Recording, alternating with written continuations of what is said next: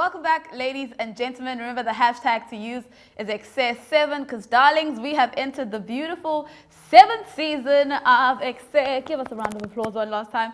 Remember, you can send us all your content to make sure that we do see it. And if you guys are wishing us a happy birthday or actually saying, you know what, guys, I really enjoy the show. Or guys, you can add this to the show. You can always let us know at EKSE at ktowntv.org. You can also find us on Facebook. It is EKSE_live on Twitter, as well as EKSE on KTOwn TV on Facebook, as well as EKSE_CTV on Instagram. Now, like we've been doing, guys, we're making sure that we're giving you guys information that is very much so helpful. And this season is absolutely no different. Joining us in the studio today is Deon, who is the Chief Marketing Officer and a shareholder in SkillsPassport.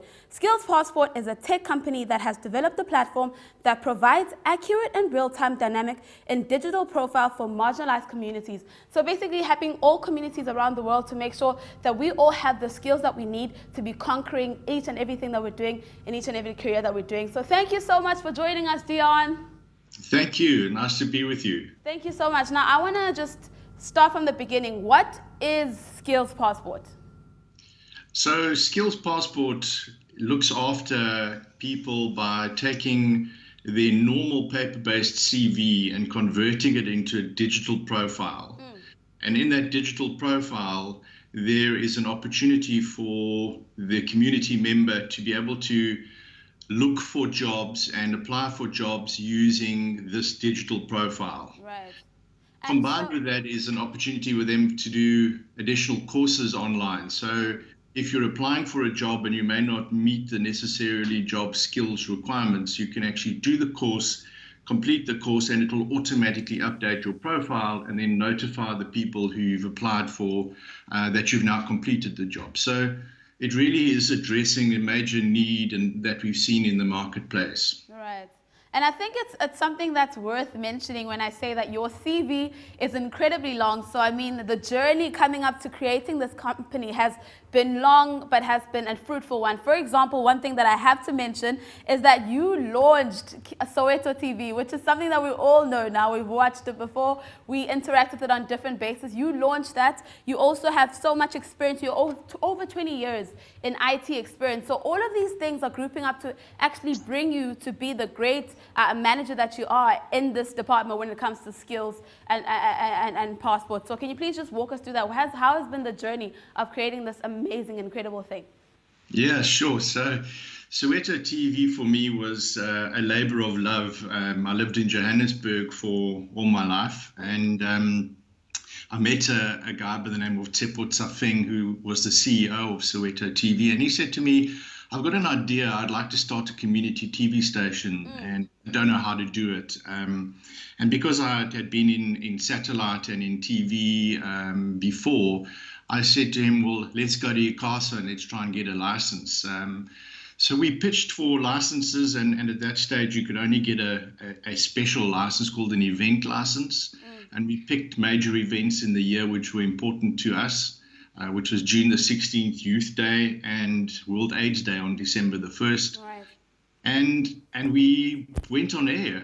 The first time we were on air was in 2005.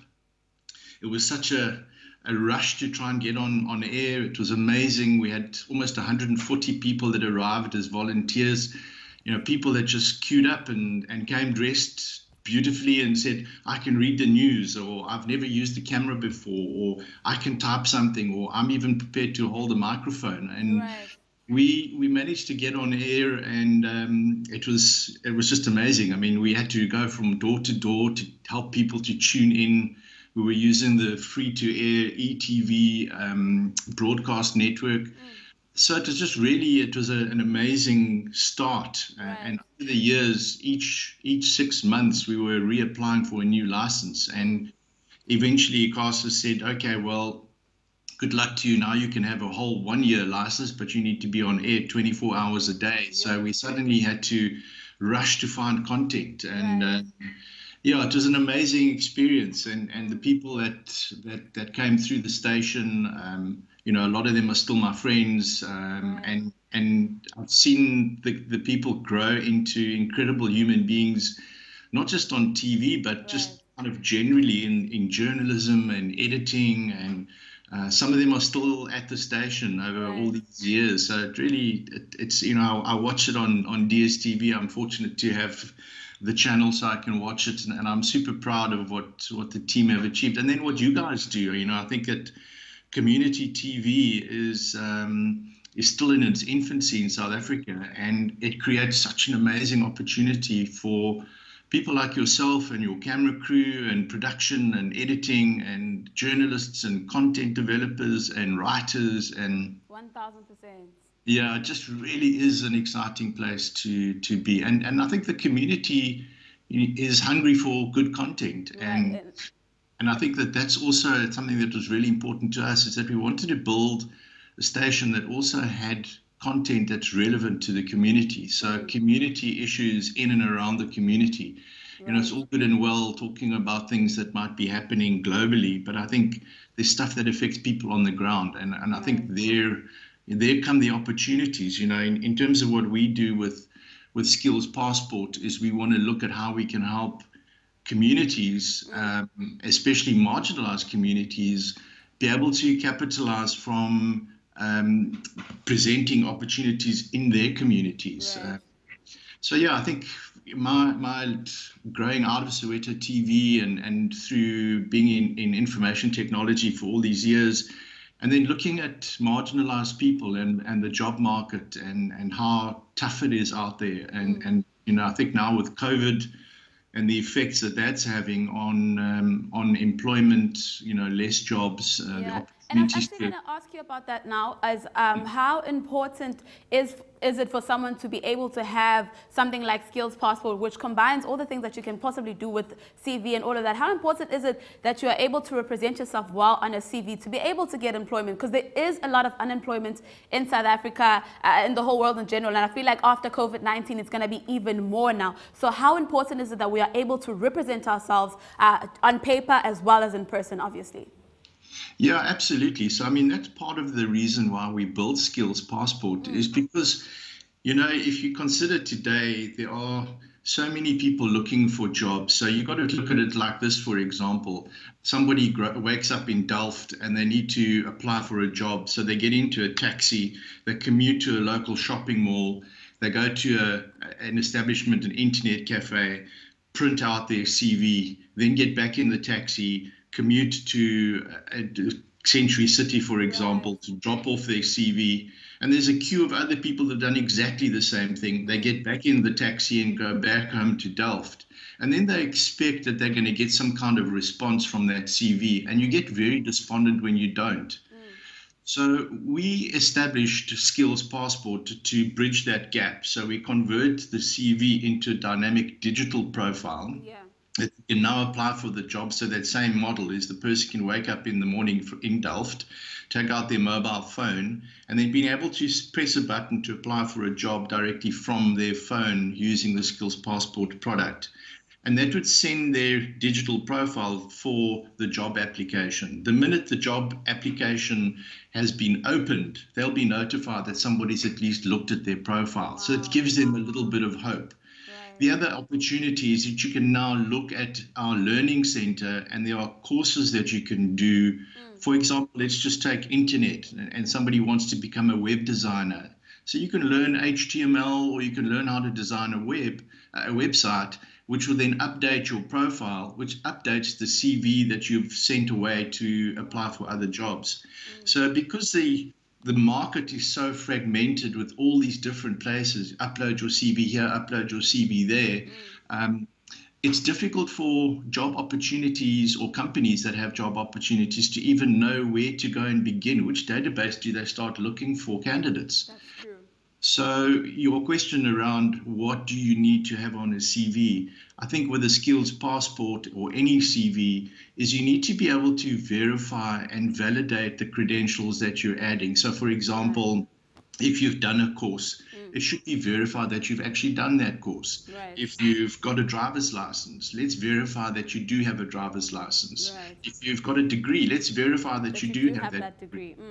Correct. So our system, what we've designed is we do all of the verifications, and we have a quality assurance team that double checks the entries on the CV to make sure that the CV information is correct, that your wording is proper, that you've spoken well, because this is a representation of you, and it could really change your life.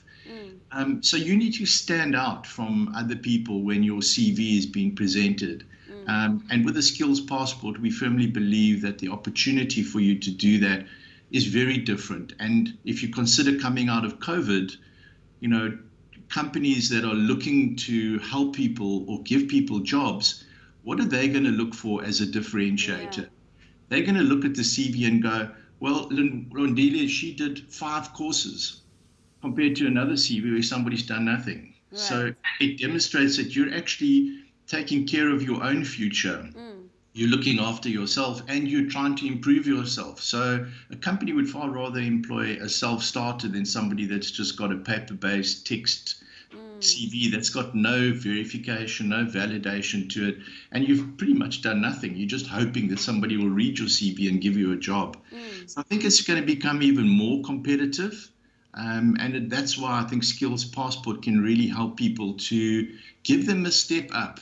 It can never guarantee anybody a job, right, but it gives you a better chance than somebody else. Our mantra is a better you, a better life. And if you're able to change your skills, improve yourself, right, you have a better chance at doing something with your life. And now, Deon, I just want to, before I let you go, I want to find out where can people learn more about Skills Passport? Because I know so many of our viewers are pretty young. Some are in high school, some are just about to go out and try to find employment. It's going to be extra tricky because of COVID-19. So I know most people definitely want to be on your website checking out what it is that you have to offer, especially for the younger group. So where can we find you? Yeah, cool. So it's www.skillspassportsa.co.za. Right. So skillspassportsa.co.za, because we are doing this globally. Right. This is our South African version. So please go and have a look at the website, go through the registration details. If you do have any CVs, you can upload them there, and we'll give you guidance on what's missing and then help you to have a better chance. Right. Thank you so much. And all we do need is people that are around helping us to make sure that we do have indeed a better chance. So when you're applying for that job, I think it's really incredible that you can actually see if someone opened your CV, because so many different platforms, you can just apply your CV and you never really know if anyone has even taken a look at it. So I think that is a game changer. Thank you so much, Deon, for joining us.